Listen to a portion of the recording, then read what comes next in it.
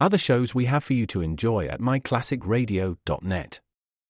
The Avengers was most certainly not a household name in South Africa prior to the radio series. With no national television service until 1976, the mechanism simply was not present in the country to show television programs to mass audiences. While many other countries reveled in the filmed adventures of John Steed and company, South Africa was not equipped to join in the fun. The series took Britain by storm and made a major impression in the American markets, being that greatest of rarities, a British series given a network transmission slot. However, as a filmed series, rather than a videotaped one, The Avengers was able to gain a modicum of exposure in South Africa through film rentals. Come and listen at myclassicradio.net.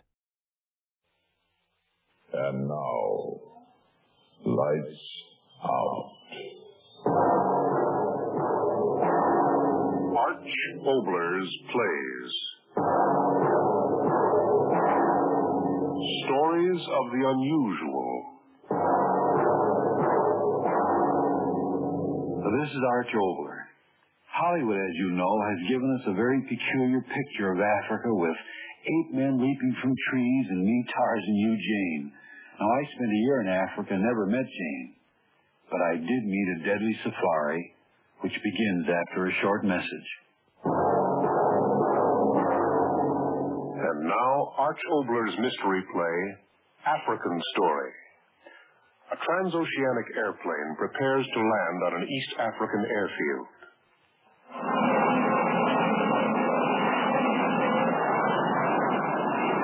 We're coming in a moment, Sir Jeffrey. Would you mind fastening your safety belt, please, sir? No, not at all. Nairobi, dead ahead. Quite sight, isn't it, sir? Yes, it is. I've flown this route 100 times, yet each time I find it hard to believe. A city like this in Africa. And yet the jungle is always there. The jungle is always there, right. Well, we've had lions walk right across the runway. You know, Sir Jeffrey, I envy you this. That is to say, your first trip to Africa. Are you going to do any shooting? Shooting? Yes. Yes, I am.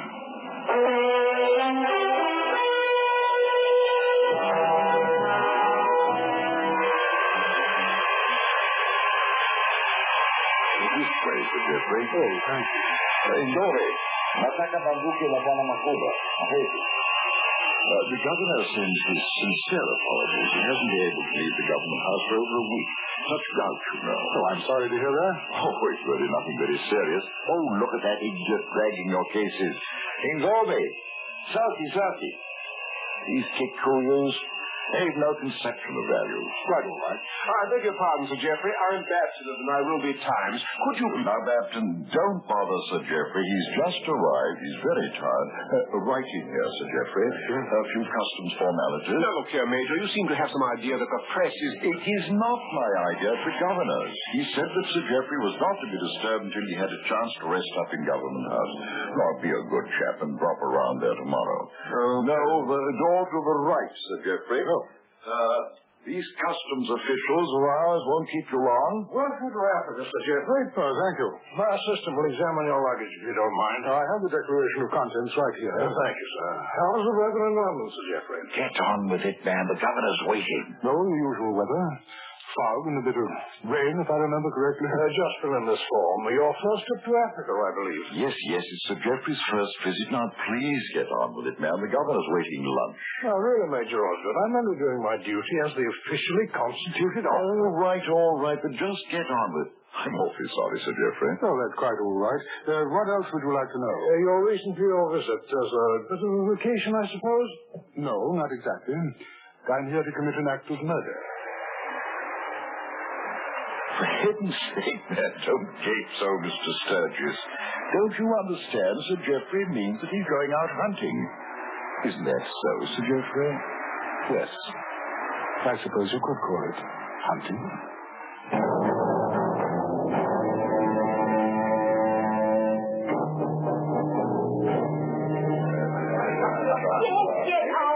Quite a body the governor has here, but what's the matter with the guest of honor, Sir Geoffrey? He looks as if he carried the weight of the world. Please get it straight, my dear. He's a conservative member from Bromwich. He's absolutely nothing to do with the Labour Party, so don't blame him for anything. Remember, the governor certainly spry tonight, dancing at 10 with Mr. Geoffrey. Shall we dance, my dear? Thank you. Mr. Geoffrey, that you do amaze me, rarely you do. Why is that, Governor? Well, you've been here less than 24 hours, and you act about as impatient as an American businessman on a holiday. Well, I appreciate your hospitality, Governor, but you see, I came to Africa for a very definite purpose. Yes, I know. The animals. They've been here for centuries. They wait another day or two. Oh, I say, you must meet this young woman. Diane, my dear. Good evening, Governor. I'm sorry I'm late, but I had a little trouble on the road. Well, it's quite all right, my dear. The food, as usual, is quite abominable. Diane, I want you to meet our guest of honor. Diane Margaret, Sir Geoffrey Carey. So, how do you do? Welcome to Kingwood, Sir Geoffrey. I've read a great deal about you. Very kind. Well, now, I'll leave you two young people to flatter each other. In the midst of all the flattery, Diane, I wish you'd talk our illustrious guest out of rushing out on safari. Elephant or lion, Sir Geoffrey? Well, whatever it is, he's certainly in a hurry to get it. If you insist on going, Sir Geoffrey, I insist on sending Mrs. Margaret along with you. She's one of the finest shots in all Africa. Now, you listen to her. I'll leave you to get at it. Can you tell me while we dance, Mrs. Margaret? Yes. Might I ask where you intend to do your hunting? Oh, I think around Magados way. Really? It's on my way back home. Home? Yes. I'm one of those senior Highlanders. I have a Parisian farm. Oh, and your husband, is he there now? No, he died a few years ago. Black water fever. Oh, I'm sorry. I carried it on. I don't understand one thing. Why have you chosen Magados? There's very little game left around there. A few leopards and an odd lion, but nothing really important. Why Magados, of all places? I'm not going there to kill animals. No? Photography, then? No. I'm going to Magados to kill a man. Are you making a joke? A joke. I say there, Sir Geoffrey. I was just talking to Dr. Lucan, and he told me I'm perfectly fit again. You realize what that means? I can go with you on this desperate safari of help. No, it's no trouble at all. I insist on going as an official duty. And you too, Mrs. Margaret, you must come with us. Please say you will. Yes, I'd like to very much.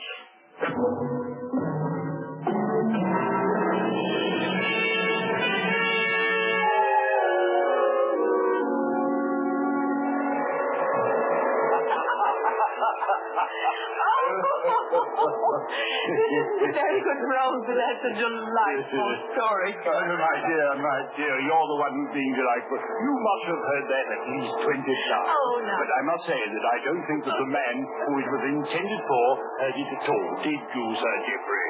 Oh, I beg your pardon. Were you talking to me, Governor? No, not at all. But look here, you keep looking around. This were the most fascinating scenery in all Africa. Thorn bush and scrub trees.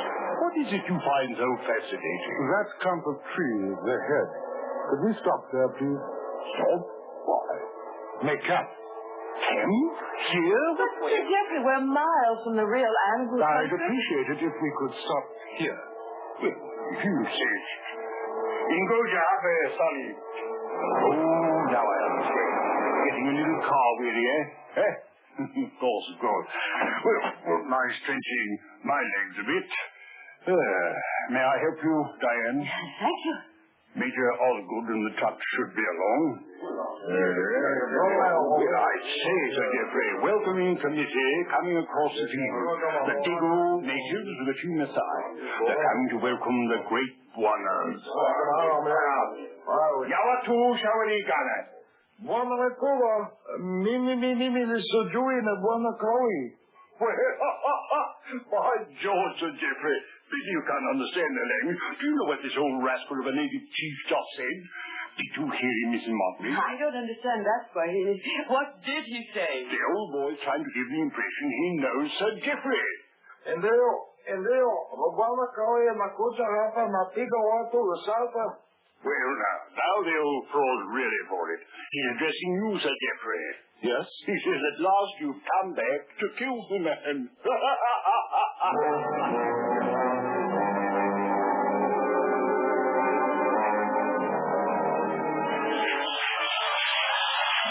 Well, quite an Ingoma they're putting on for you, Sir Geoffrey. Yes. Where did you dance? Little dancers, this sort, jumping round, drums. They don't appear very happy. You think that... Come away. Hmm?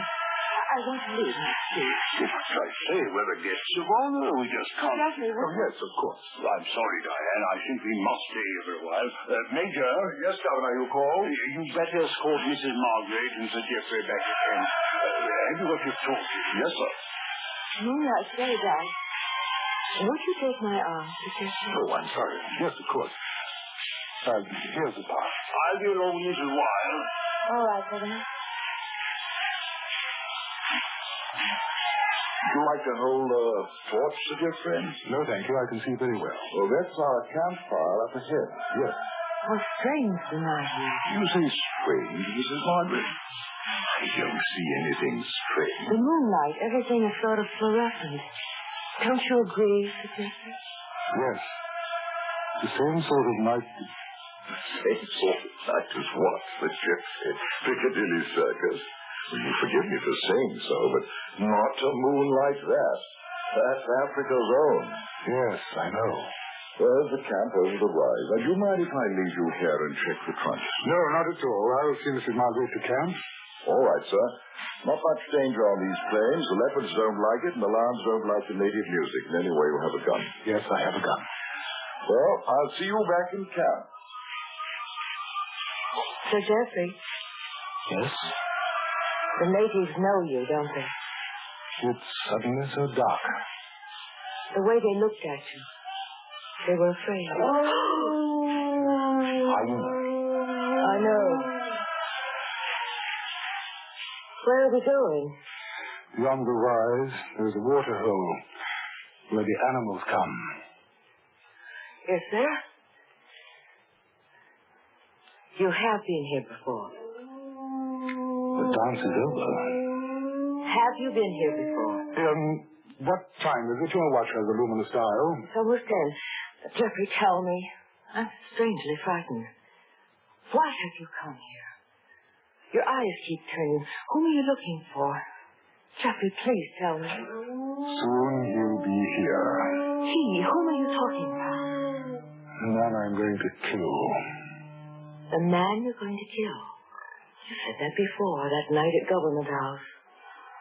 I thought you were joking. Somehow I don't anymore. He'll come over the rise, and he'll stand there where the water's darkest, and I'll kill him. Geoffrey, please tell me. Tell you? Yes. I was here before. 10 years ago tonight. With her. Her? Deborah. I'll tell you of her. Deborah. Deborah Cowie. I like my new name, Jeff. We were on our honeymoon. I'd loved her for a very long time. And at last she said she loved me. We'd be married. A married woman, me. I think I like that. She was very, very young. I was too. That was part of our coming here to Africa. Let's go far away for our honeymoon, Jeff. Someplace weird, romantic, exciting. I mean, as far away as Africa.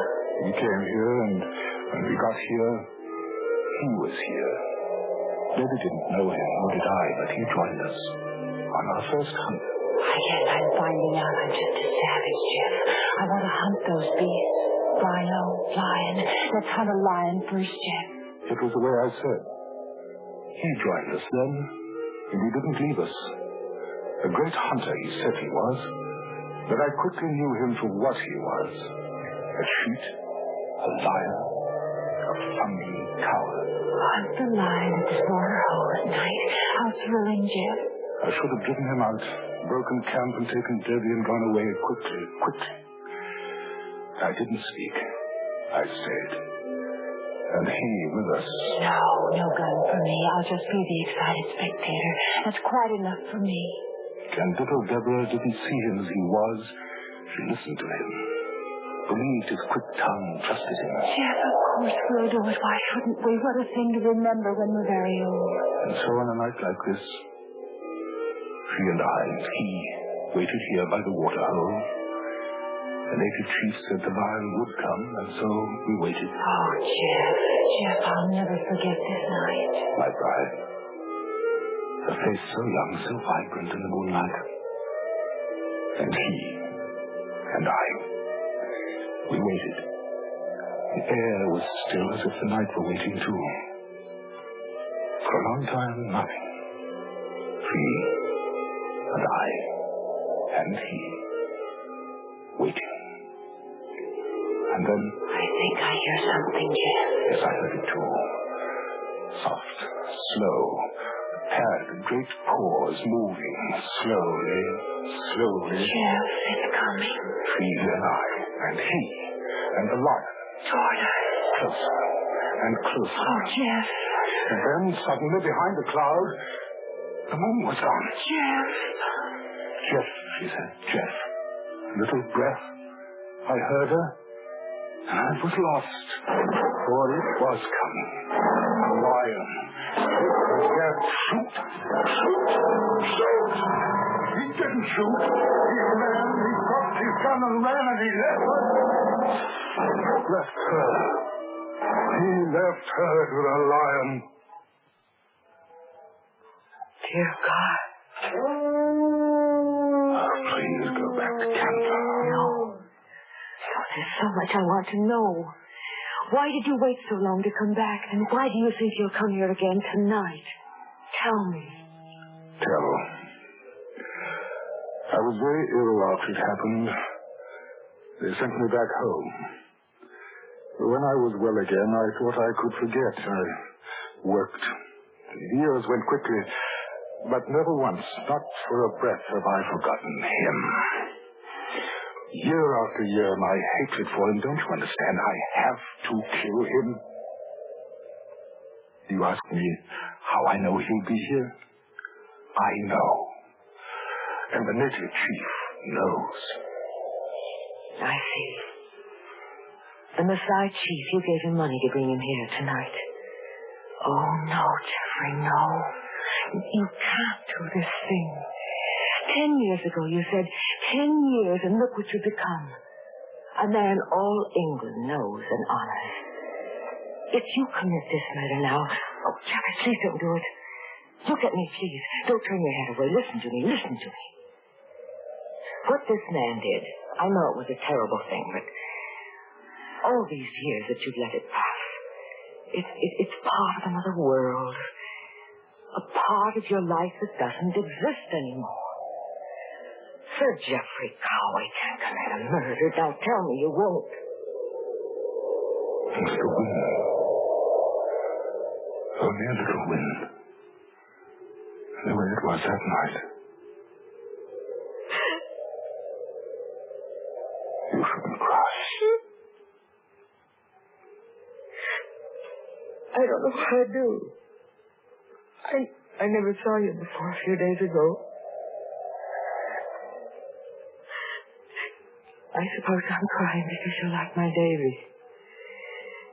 I didn't want to come to Africa, but his mind was made up, like yours. When he got sick, at one time there was a chance if he'd give up all we worked for. He didn't. He stayed like you're staying. And he died. Lion? Yes. Lion here?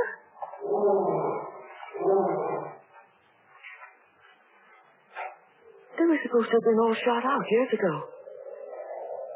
Jeffrey, your face. The way... Is it a signal? That's it, isn't it? The native chief to tell you that he's coming.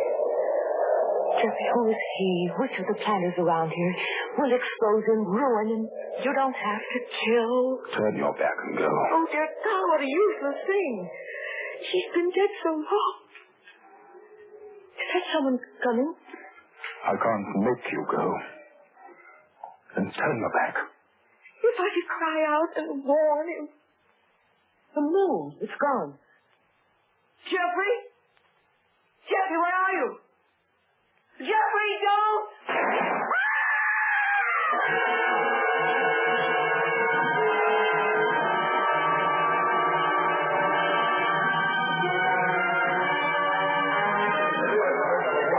Quiet! Apollo!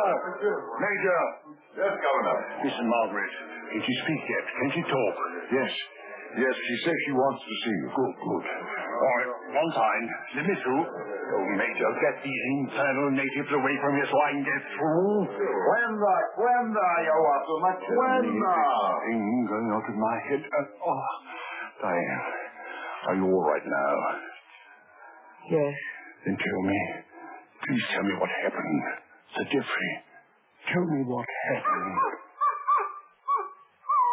Yes, I'll tell you. Sir Jeffrey came back to Africa to kill a man. A man he said he was a cheat, a liar, a fumbling coward. Tonight he killed him. That man was himself.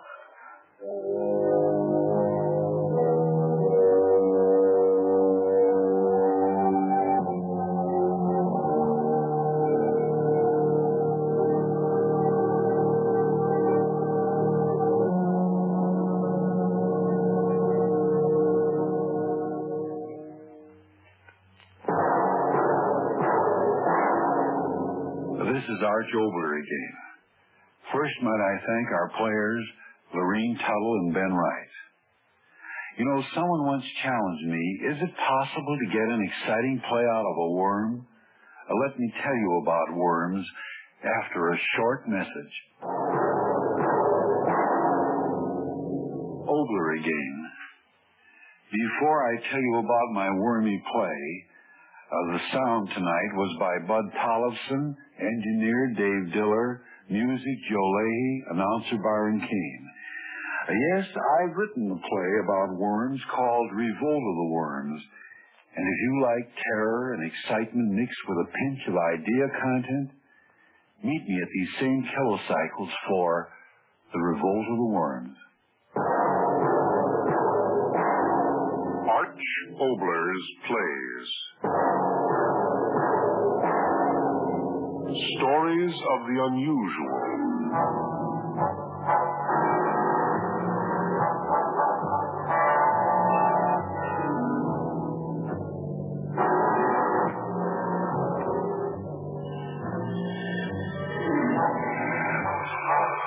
This is the United States Armed Forces Radio and Television Service.